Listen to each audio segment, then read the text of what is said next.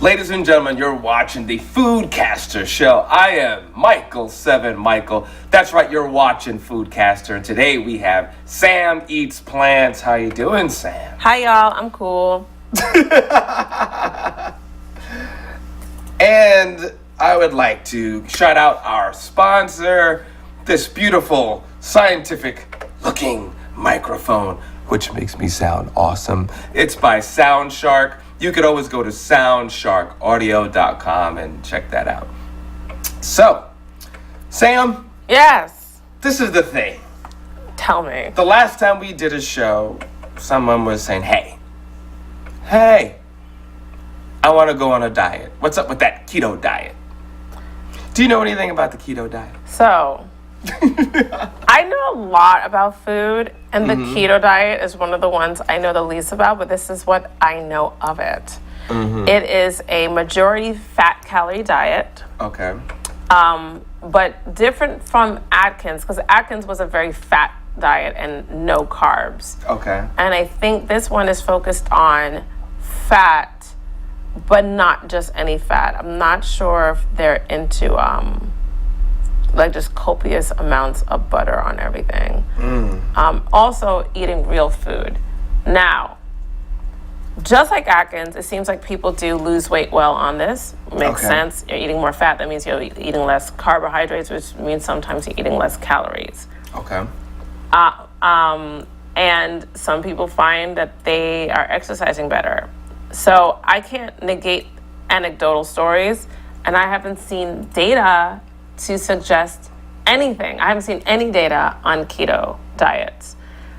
The food scientist in me can't really understand how it can be healthy because I don't believe that we're fat-centered creatures that can metabolize copious amounts of fat, even if it's just plant fat. Because there are vegan ketos, by the way.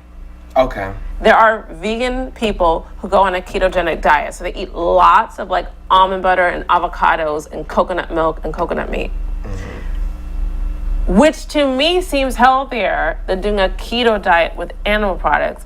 But also, I can't say that definitively.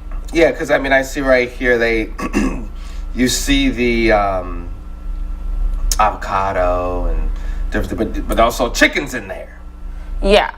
You know, so yeah, because it's a fat-heavy diet, and the idea is to get yourself to a ketogenic state, which is why it's called ketogenic, so that your body is burning fat for fuel instead of the glucose that you would eat if you eat like starches or fruit. And so if your body's burning fat, then it's burning the fat on your body. And apparently that can make some type of efficiency if you're eating that way. Apparently, I'm not going to negate it because I just don't know. I'm ignorant of the actual results of what's really happening, so I can't speak on it. It's just the food scientist in me can't see it as something that really could be long-term healthy. I don't think so. Okay. I've also ran into a vegan keto person who said that you're supposed to cycle in and out of it. Does everyone cycle in and out of it? I don't know. Is this common? Do people go keto for like 8 months and come out for like 6 weeks and then go back in?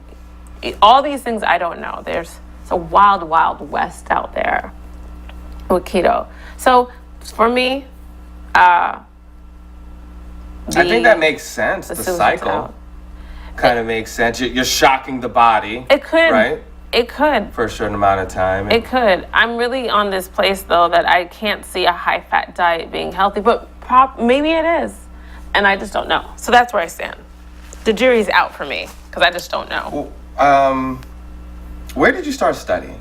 Okay, so first I started studying the way everyone studies, the internet. Okay. And then magazines and anything that anyone can get their hands on. Regular books written by doctors. And what happened is, as I started to change, as my acne went away, as my insomnia went away, I didn't even know these things were going to happen.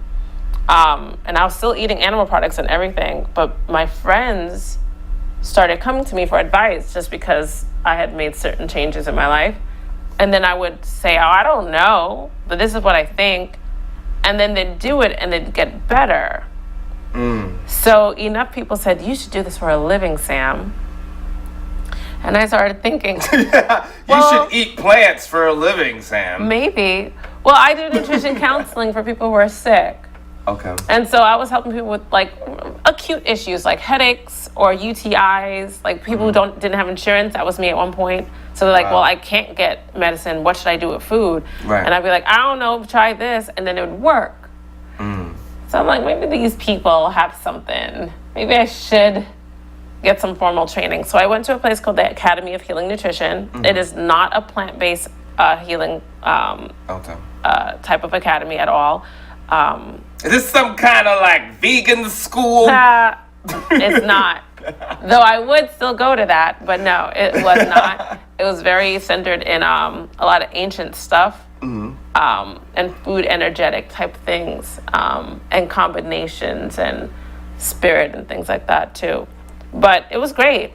And then after that, I got a plant-based certificate from an online Cornell program, which was super informative. There's a lot of things I didn't even know from that. Certain basic things, even about our waters. One thing I'll share is there was a statistic in there that said that from 1961 till 2011, so that's a 50-year period. In those 50 years, the aquatic life in all our oceans went down by 91%. Wow. Like, that's frightening. It should be so alarming that, like, every major country should be banning fishing. Like we need to. We have to. 91% in those 50 years, and believe me, by 1961, it was already lower than it should have been. Wow. You know what I'm saying? So that was something I learned from my plant-based certificate. So those are the two things I've done, but I consistently study. I'm always checking up on data and studies, like, because clearly, you know, you want to see a real study versus just like, oh, I feel good. Okay, maybe it's just you know? Right. And everyone's body is different. Everyone's body is different. So you want to look at the statistics. Yes. On average, if people do this, this is what happens. This is what happens. These are the outcomes. I'm not guessing. No. You know what? Food-wise, the one thing that seems to be 100% of the time is when it comes to changing your diet and reversing a disease, it's diabetes.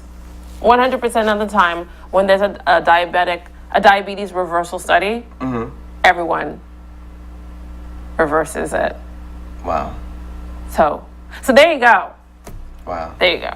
Actually, you know what? So what diets, in your opinion, totally no? And ones are like maybe. Are there any particular ones? Yes. Atkins is a definite no. I mean, you're gearing up for a heart attack. That is for sure. It sounded funny to me when it was getting popular in the late 90s, but like, for sure. I mean, Atkins himself died of a heart attack. Wow. It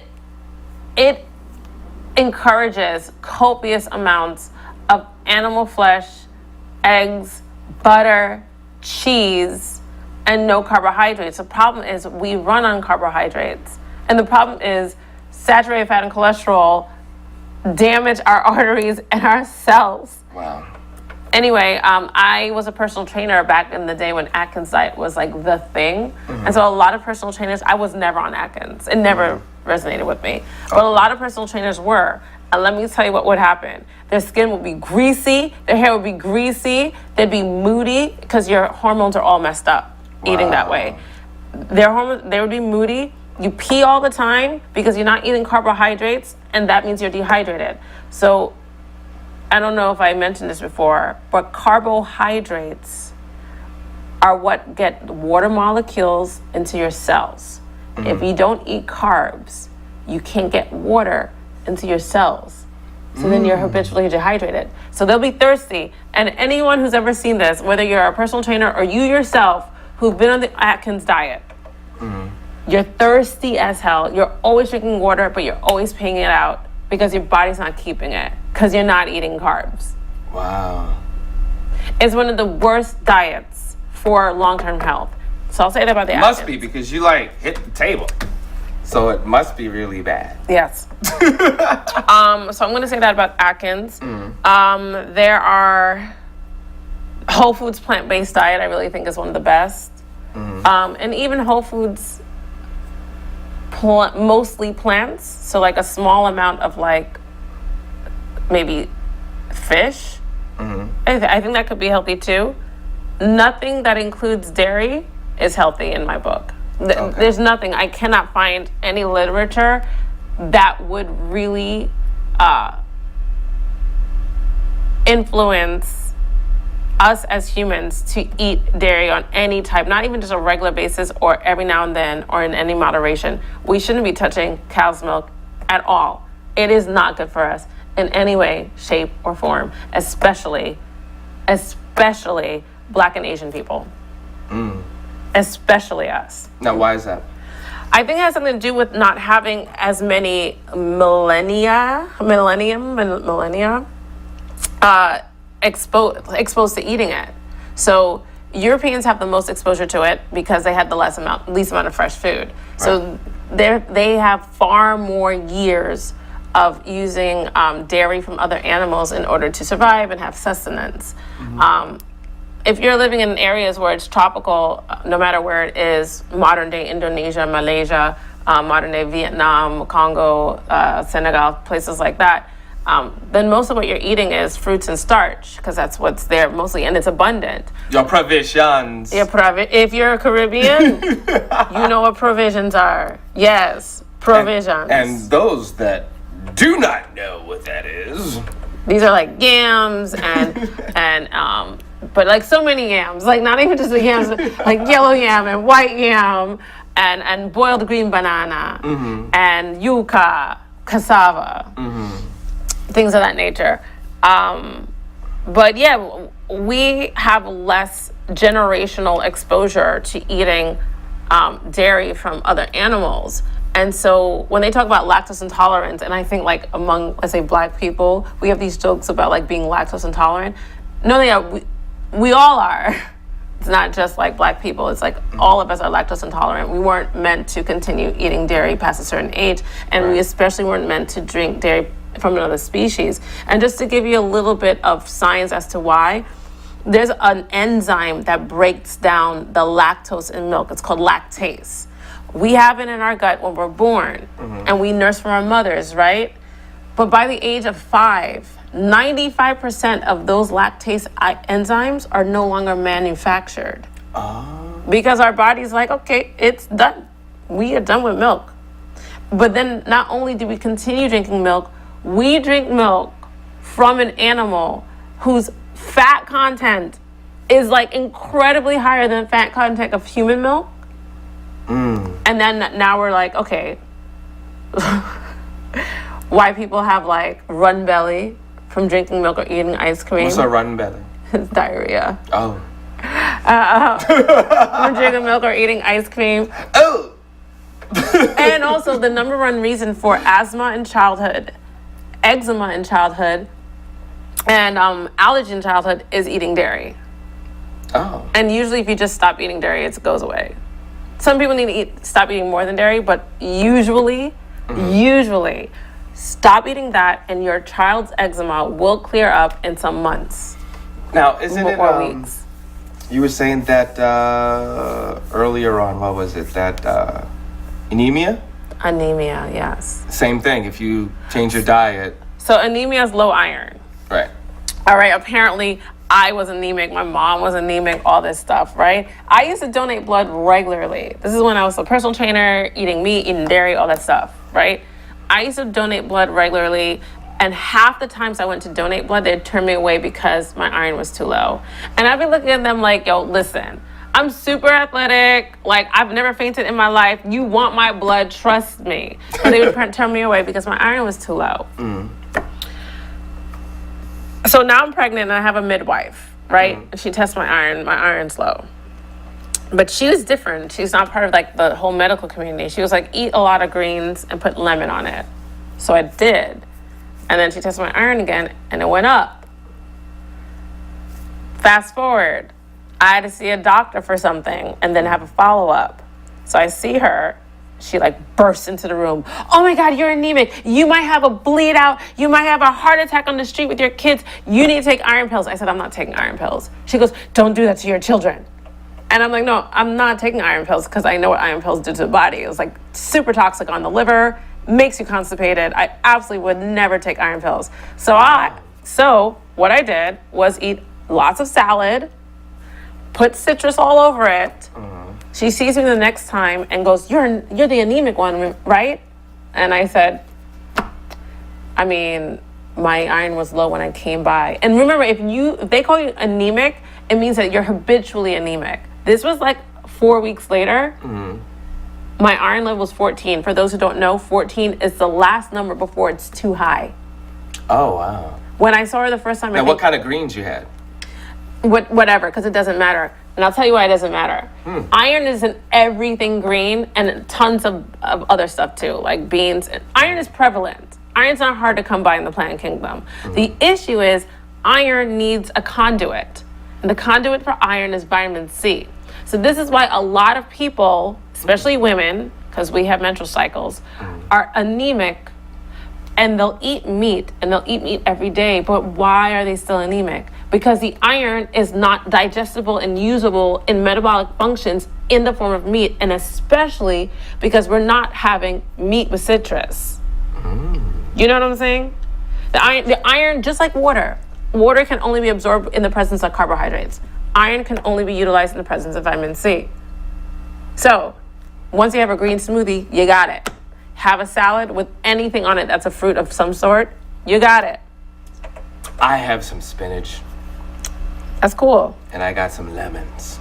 There you go. I'm going to put that together. Put it together. Put it together. Put it together. Yeah, absolutely. So anemia is really, really easy to reverse. And anecdotally, I know of several women who are anemic and they go plant-based on a real foods diet, not like, vegan ice cream and stuff. Right. Like real foods diet, and like their anemia is gone within 4 weeks. And their doctors are like, how? Yeah, it's that easy. Wow. Yeah. So I don't know of any other diets that are like so clear cut, but like, yeah, I can stay away from that. There's someone doing a crazy diet of only eating animals, like nothing else. They're just trying to prove a point. I don't know, but he looks like he's suffering from real acidosis. Like his hair is like crazy. His skin is like not a good quality. Wow. He's alive though. I'm gonna try to check him out again. Yeah. Just to watch it. Yeah. It sounds like watching a car crash in slow motion. I don't know. It's not going to be real slow motion. I mean, I'm pretty sure he could probably sustain his life for a few decades like that, but look crazy. Like his mouth looks. I'm gonna find. And all he eats is animals. Animals. That's it. No greens, no fruits, no nothing. And it's raw too. He's eating it raw. He's not cooking it. He looks crazy. I'll show you a picture. Eating it raw. Well, you know what? I've heard people say things about fire. Like, and I think you said stuff about fire too. How we, as beings, were eating way before we started burning stuff. Yes. So. Yes. I don't know how I feel about that today, because if we're honest, we are different creatures than we were 100,000 years ago. So, Can we go back to not eating things cooked? I roll with some raw vegans. There are raw vegans in my life. And I have seen tremendous healing that comes from that. I mean, people who have endometriosis, which is not reversible, who reverse it completely, eating a raw vegan diet, reverse chronic migraines, reverse fibromyalgia, multiple sclerosis, Crohn's disease. These are like real people that I've met face to face on a raw vegan diet. So then I wonder, is it a great diet to be on for 1 to 5 years as an answer to this chronic, awful modern Western diet that we eat? And maybe it's like amazing, but how well will you sustain your life and longevity after 20 or 30 or 40 years on it? These are questions because there's not too many long-term raw vegans. I know of some. I know of Dr. Douglas Graham. He's been like raw vegan for maybe like 30 years. There is Don Bennett. He's been raw vegan for like 30 years. Karen Ramsey, same thing. But there's not a lot. So I don't really know. And their skin is beautiful. You know what I'm saying? Their skin is really good and they're active, but they don't all look or present like the picture of health. Like if you look at them, even though their eyes are super white and their skin is super soft, even though they're 60, like their skin is like really, really buttery smooth, and they're super active, like they're doing sports and lifting weights. But visually, there's something's wrong. Something's there. Yeah, so I don't know. What I do really feel and resonate, I feel like a raw vegan diet is great for people who are trying to heal something that they cannot heal. They cannot heal, yeah. So that's how I feel about it. I go in and out of raw veganism. Now it's interesting because one of the episodes we did, you spoke about chicken and how chicken naturally has the viruses in it. Yeah. So this guy's eating raw. I don't know how much raw chicken he's eating because when I was watching like videos on him, he was eating like venison, like deer and beef, things like that. I don't know. And if he's gonna eat that raw, he would have to kill it and eat it right away. So he's getting it he's not getting it from a supermarket. No. He's getting it the best way he could get it. Right. Whatever that is. He knows where it's getting killed. Like he's doing that. I don't know what's gonna happen to him. Is he a monster? He has a regular build, regular height. His hair and his skin just looks like something wrong with you. I mean, I don't know. I don't know either. I mean, at this point, as we evolved as creatures, it's for you to see something alive and just want to kill it and eat it right away. At least in this world where we see things packaged that we could forget it was alive. There's this separation, there's this fantasy. I give him props though, because that's keeping it real. Anyone that's trying to figure out how to heal themselves, because he was coming from disease. Anyone trying to figure out how to heal themselves in this world of a lot of misinformation when it comes to health and diet, like I understand that's seeking and like wanting to feel better, and the doctors couldn't help you and you didn't know what to do and you were raised with habits that were harming you. So I get it. So I don't vilify him for doing that. I understand the seeking, and his issue that he had did go away. I wonder if he's going to get a new issue though from eating that. It's like the diabetes study that was done in 1948 where everyone's diabetes went away, but the study was on white rice and fruit juice. So you put all these diabetics on white rice and fruit juice, the diabetes actually went away, but then they started getting other problems. You see what I'm saying? So his disease, his issue had gone away. Will he get something else in the process? I don't know. That's interesting, because if he's getting fresh meat and not getting all the chemicals and all the other stuff, then it would make sense that he would get healthier.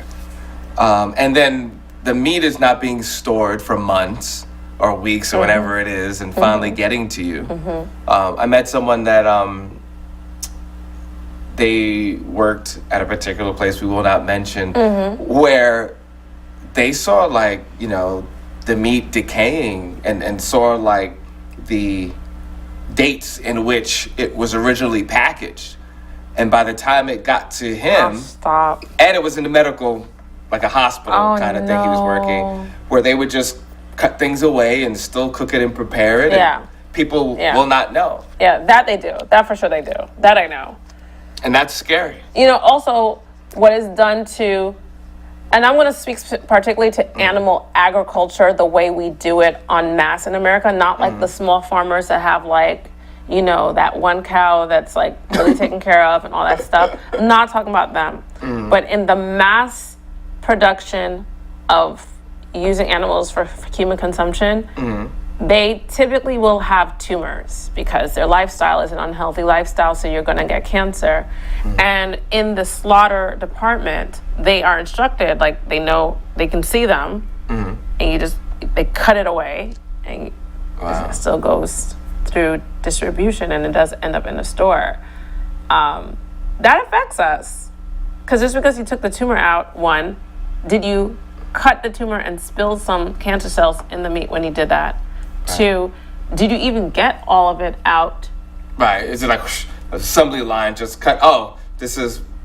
But just because that's the spot doesn't mean the rest of it. And then how does our body react when it's seeing animal tumor cells in our body? What is our body's reaction? And then when you talk about fast food, and you might have heard the statistic before, but one burger patty at a lot of fast foods can have up to even 1,000 different cows in it.